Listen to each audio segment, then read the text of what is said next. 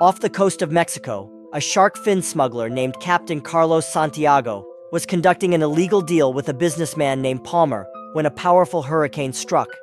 At that moment, a waterspout spawned a tornado that hurled dozens of sharks onto Santiago's boat, and everyone aboard, including the captain and the buyer, was quickly killed by the attacking sharks. The scene then shifted to Santa Monica, California. Finn, a former pro surfer who now owned a beachfront bar, was anxiously watching the volatile weather. His good friend Baz pointed out the unusually high level of shark activity. Inside Finn's bar, Nova, a bartender who harbored a deep hatred for sharks, was serving drinks.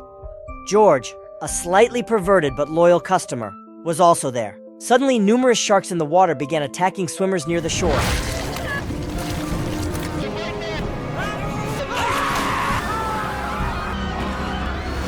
Baz was unlucky enough to be bitten in the leg by one of the sharks, but Finn managed to save him, and his injury was not fatal. The group then returned to the bar. As the storm intensified, Finn called his ex-wife, April Wexler, to check on their daughter, Claudia. But April did not take the impending disaster seriously. Just then, a shark crashed through the window. But Nova killed it with a billiard cue at the last second.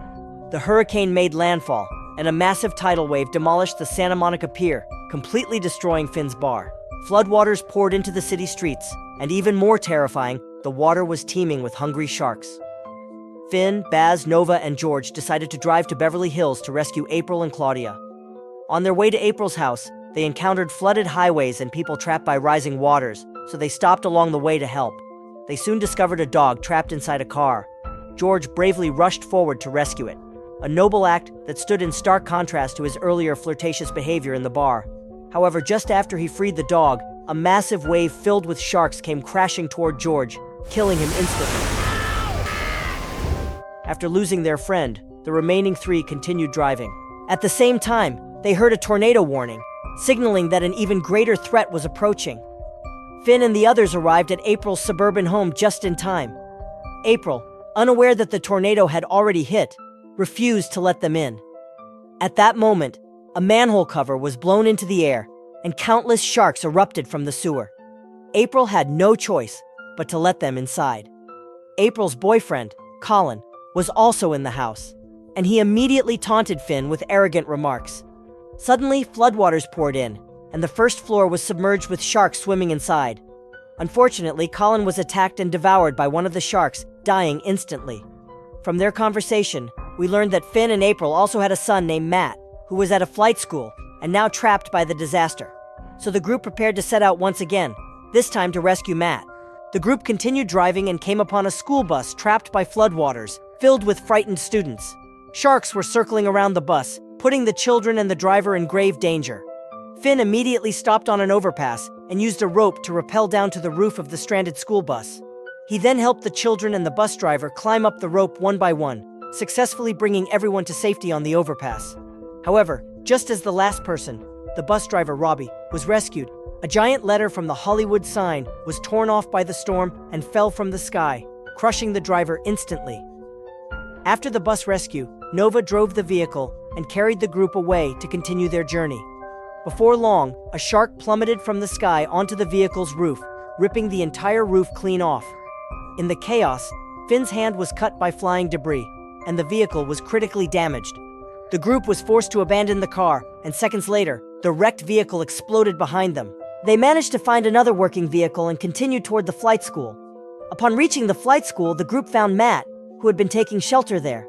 At that moment, a clueless female student was drawn by noises coming from the roof. She stepped outside, only to be sucked away by the powerful winds. By this time, the storm had formed 3 tornadoes that had absorbed both floodwater and sharks, turning into 3 deadly, shark-filled Sharknados. Faced with this terrifying new threat, the team gathered equipment and materials from a nearby storage facility to carry out their countermeasure plan. During this time, Matt and Nova developed a mutual attraction toward each other. Nova also shared a traumatic story from her childhood with Matt. She had gone on a fishing trip with her grandfather when they were attacked by sharks. Her grandfather and his friends were killed, and Nova narrowly survived, left with a massive shark bite scar on her leg. That experience explained her deep and burning hatred for sharks. To neutralize the Sharknadoes, the group came up with a bold plan. Matt, who had flight training, would pilot a helicopter with Nova aboard, and they would drop homemade bombs into the tornado's cores to destroy them. They put the plan into action immediately and successfully dropped bombs into 2 of the tornadoes, causing massive explosions that destroyed both twisters. However, the 3rd tornado remained active, still raging violently. As Matt flew the helicopter near the last Sharknado, a huge shark suddenly leaped up and clamped onto the helicopter's landing gear. Nova struggled desperately to knock it away. During the struggle, she accidentally fell from the helicopter and dropped straight into the gaping mouth of another giant shark below. Witnessing Nova's fate, Matt was devastated as he hovered helplessly above. Meanwhile, on the ground, Baz and 2 of Matt's flight school friends, Bobby and Llewellyn, were caught in the storm and were presumed dead.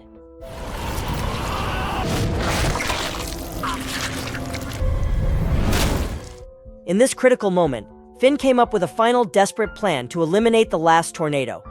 He rigged a makeshift bomb to a car and drove it directly toward the tornado's core. When the bomb detonated, the last Sharknado was destroyed, and all the sharks trapped inside began plummeting from the sky. One enormous shark was falling directly toward where Finn and the others were standing. In a split-second decision, Finn grabbed a chainsaw and leaped straight into the path of the falling shark, diving into its open mouth with the roaring saw.